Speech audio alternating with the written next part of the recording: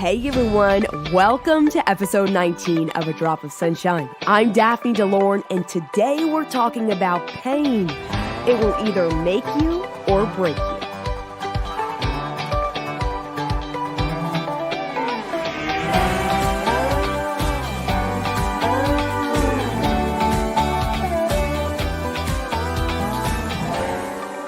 Purpose exists in everything and everyone. If you're listening to this right now, you're gifted with a beating heart and a very particular purpose.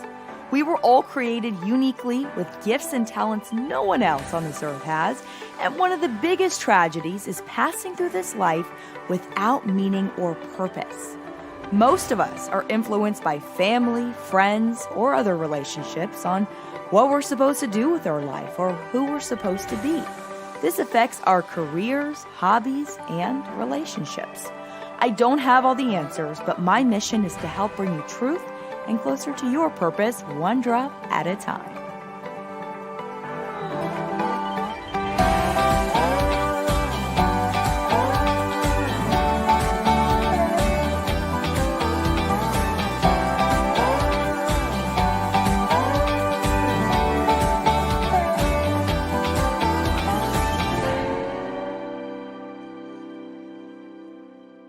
Hey everyone, welcome to episode 19 of A Drop of Sunshine. I'm Daphne DeLorne, and co-host Nash is right next to me, just really chilling.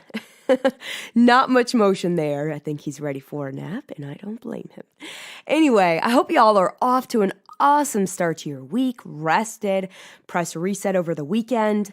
So today I really want to talk about something that I think every single person listening right now has dealt with, if not dealing with right now. And the topic is pain. Who has ever gone through a painful situation in life? When we're down in the dumps, sick, going through a breakup, lost a job, lost a friendship, it feels like this season is a forever season. Why is that? Like when we're in a season of struggling, it's like for some reason, our mind tells us you're never going to get out of this. And you're going to be sad forever. You're going to be broken forever. You're never going to get over this guy. You're never going to get over this girl. But the truth of the matter is, it's a big fat lie. And so for any of you who follow me on social media, Facebook, Instagram, I really felt the love this week. I was down in the dumps, like caps lock. I cannot even describe the pain I felt on Wednesday night. It started last Friday and progressively got worse and worse and worse, like a 10-day thing. And, Wednesday night I had a coaching call and we finished the coaching call and I really didn't feel good before, but it was like I just wanted to hop on this call so bad. So I kept going and it was an awesome call. And afterwards, it just started spiraling down. And I had a severe sinus infection to the point Wednesday night, I literally couldn't breathe. I'm talking like gasping for air. The best way I can describe it is, imagine the feeling of your throat closing, but it was my whole face, my whole breath, my whole nasal cavity. And it just got worse and worse. And the more I started gasping for air, I actually had my first panic attack that I've ever had in my life. And it was so scary. And I didn't know what to do in that moment, but all I could think was, oh my gosh, this is going to be forever. Like, I'm never going to be able to breathe again. And 1 minute of this literally felt like 1 month. I couldn't even get to the next minute. And Josh had never seen me like that. I had never seen myself like that. I'm always in control of my thoughts and my feelings and my mind and counting down or taking a breath, but I couldn't breathe. And it's kind of funny because every time we're on this podcast together, I'm always talking about you are alive and you are breathing and God gave you your next breath right now and ears to listen to me. Now, it's a whole different level of gratitude for a breath. You don't know what a breath is like until it's gone. And so the truth of the matter was, it was not forever. The next morning, I went to urgent care. They got me on meds. Thank God for meds. And I can breathe again. But when I was in it, I felt like this pain is going to be forever. And I couldn't see out of it when I was in the dumps of it. And this could relate to all different kinds of things that we go through in life and seasons of life. And I just want to encourage you, wherever you are, it's not even possible for it to last forever. It's just a chapter of the story. Not only is it a chapter of the story, but it's actually an opportunity for growth. It's an opportunity to become stronger, and it's an opportunity to use it as a blessing to relate to other people who are currently in that painful situation. So once you choose to overcome it, you gain your strength.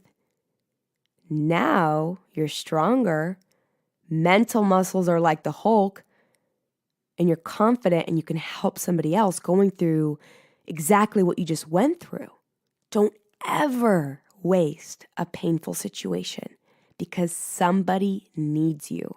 We are not meant to go through things alone. And so when we have a community of people with accountability and we can be vulnerable, we need to reach out. Those are the seasons like, don't think you can do it on your own. Don't. It's so much easier and quicker to go through pain with a group of people who can relate to you, who have already gone through it. What better source, right? So I want to encourage you because here's the deal. When we go through pain, I'm going to make this really simple. There's only two options. One option is we let this pain, whether it's a relational pain, a physical pain, somebody fired me from my job pain, or my coworkers hate my guts pain, name the pain. I mean, there's a lot of pain on this time on earth, which is temporary. We have eternity to look forward to. But that pain will do one of two things. One, it will break you. It will tear you down. It will whisper lies into your ear.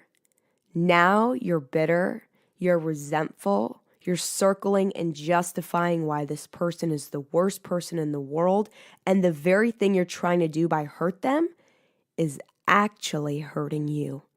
And you're fueling your own poison. Think about just drinking a potion of poison. When you don't let go, forgive, and choose to move on.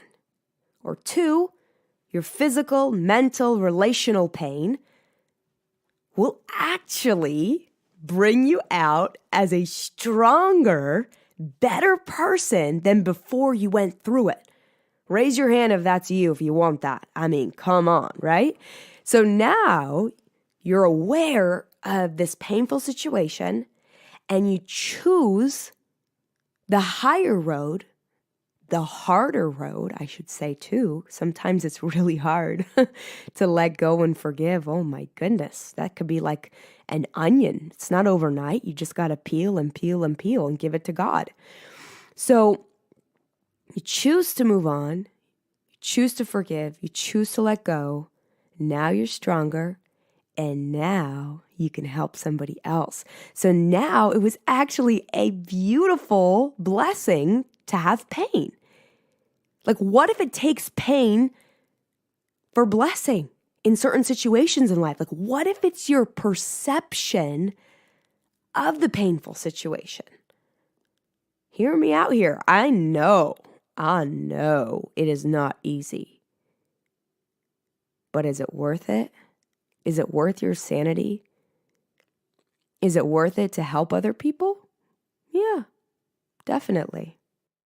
Here's the deal. When we're not aware and intentional, it's really easy for these thoughts and unforgiveness to just be hidden under our belt. And when we don't choose to move on from pain, or even my breathing situation this week, like if I didn't choose to rest and recover, my momentum would be, ruined, and I would not get better. How long, though, do you have to be in that space? How fast, after resting and pressing reset and, overcoming the pain, having resilience to get up and bounce back? Because if you're waiting for the perfect, smooth sailing, no problem season in your life to be happy, you might wait a really, really long time, and it may come, but then something else is going to come again. Think about life as waves and seasons, like so much relation to true seasons on earth is our personal lives. We go through ups and we go through downs.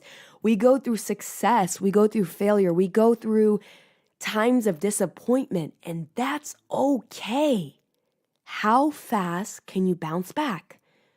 I think honestly, that may be the best quality you can have, is resilience. To put on your shoes and bounce back. Because here's the deal.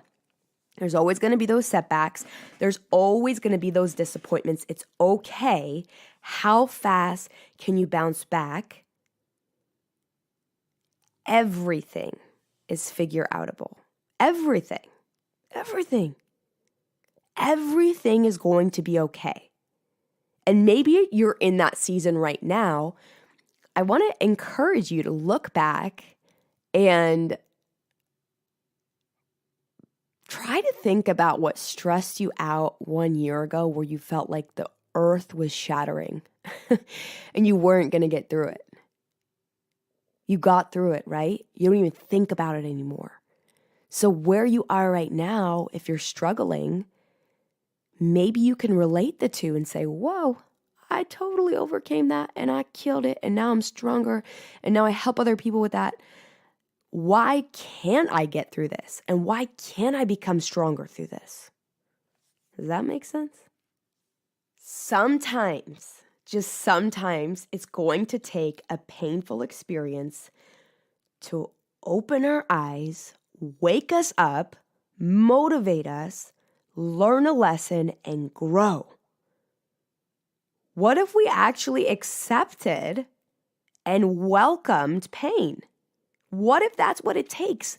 Because you're never going to be stronger in particular areas of your life if you hadn't gone through anything. So I was trying to think of an example of, my sickness and bouncing back after I rested. And I felt like the longer I waited, my momentum, it was just taking away from it. And just to relate to that, outside of sickness, it's kind of like, for those of you who work out or who have worked out, when you start a workout routine, the hardest part is just getting started, right? But the moment you start, and then day 2 comes, it becomes easier. Day 3 comes, it becomes even easier. And then now, like you decided to change your pattern, and now it has become a part of your routine. So now you're going to the gym, you're working out, you're running, and it's like makes you feel so good. And you literally can't miss a day. Like I've had seasons in my life, of course, outside of having a baby. And if I missed a day, it was like, whoa, something is just off here. But why is that? Because it was so hard to get started. Once you start, you build the momentum, but when you just stop, you ruin the momentum, and it's so hard to get back into it. So that's kind of how I felt with being sick for 10 days.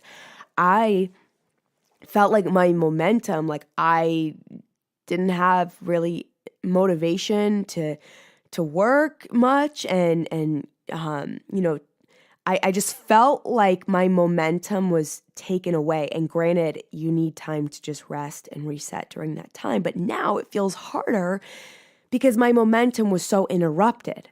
So the quicker I choose to bounce back, now I get my shoes on, and then the momentum is a lot smoother, and it's like going back to the gym. It's the hardest part is just getting started. But once I do, I'm so thankful. So what I do now is I close my eyes and I visualize that after feeling. Like if you want to ever work out and it's hard for you, like close your eyes and feel the dopamine rushing through your body and feeling good mentally, physically, emotionally. And you say, whoa, that is worth it. Like I will feel so good after this. And it's already done. Like sometimes when you close your eyes and visualize a goal you have in life is already done and you actually feel it, see it, notice every detail of it. There's something about that your mind goes into so much smoother because it considers it already done and successful. So what does that look like for you? Is that a career thing? Is that working out? What does that look like? And there's so many different forms of this. And another example, outside of the gym is when I used to forecast weather.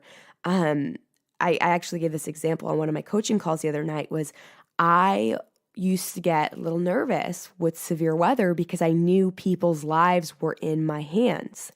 And I knew like so many people, we had over 1 million viewers, were watching me, watching my every move, my every word, and relying on me to tell them where the storm is going, where their safe place is, and to do a forecast and track that they could totally count on.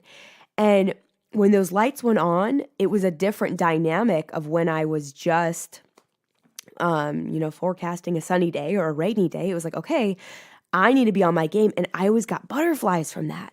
So what I would do before severe weather is I would literally close my eyes and I would picture myself just killing it. Like I already succeeded and I was there in front of the camera and I was confident and they were listening to me and I knew exactly where the storm was going and where it was and how, the winds and where they need to be and what they need to hear, and just strong and confident and just killing severe weather coverage. And my mind went into the severe weather coverage is already done. I already killed it. And sure enough, my nerves would just die down and I would do a great job. And so that looks different for you because you're probably not a meteorologist listening to this. Maybe you are. If you are, send me a message. I would love to know that a meteorologist is listening to my podcast. There's not that many of you out there. But just do that for yourself, whether it is a career change or something small or something big or something as awesome as starting a workout regimen or getting out of a low, out of the dumps. Close your eyes and imagine the emotions you would be feeling at a extraordinary life at the next level. All right, my beautiful friend, thank you for choosing to listen to A Drop of Sunshine. I hope this encouraged you. If it did, it would really help me out if you gave me a star, gave me a review, even posted this on social media and hashtagged A Drop of Sunshine, tag me so I can see it and reshare with all of my friends. So before I let you go, I also want to add that we are in the heart of my coaching program, A Drop of Sunshine, 6-week coaching program. It is going awesome so far. I am now accepting applications for my round 2. So if you like this podcast, you will love my coaching group. It's basically a weekly call. We hop on the phone together and I meet you where you are in your life. It's accountability. We're building community together. And it's really just been awesome connecting in a real, raw way. I would love to hear from you. If you are interested and would like to apply, shoot me an email, daphne@daphnedeloren.com. I am also booking speaking gigs. If you know of a conference, if you're hosting a conference, maybe you're a teacher and you'd like me to come out to your school, I'd love to be in touch with you as well. Shoot me an email, daphne@daphnedeloren.com. We can talk, see if it's the right fit, and I would love to come out and speak and drop some sunshine your way. Last but not least, we officially have our Drop of Sunshine merch, and now you can find that anytime on my daphnedeloren.com. It's a tab on the top. You go to it. Now selling my Drop of Sunshine coffee mugs, tank tops, Living with Purpose t-shirts, and my bright yellow umbrellas. So cool. I love each one of those, and I've loved just seeing y'all wear them and take a picture and tag me on Facebook so I can see the shirts on you, cheers you in the morning with my Drop of Sunshine coffee mug as well. All right, my friends, I love you. I appreciate you. I want to hear from you. Let me know where you can use more sunshine in your life. And who knows, maybe the next episode I will use your request. Have an awesome day, an awesome week. I'm sending sunshine rays your way. Bye for now.